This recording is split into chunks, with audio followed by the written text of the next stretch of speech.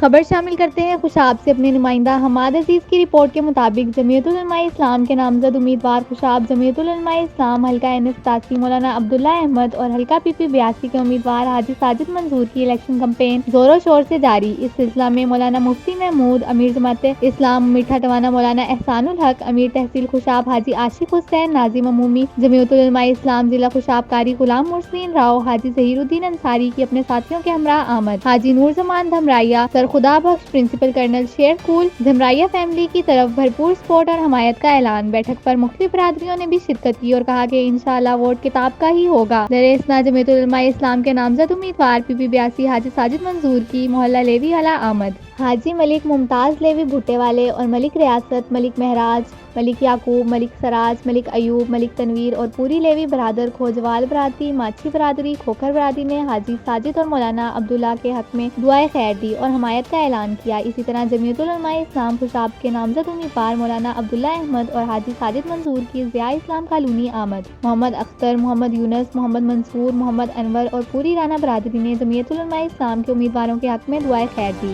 اس موقع پر بھائی مختار بھی موجود تھے۔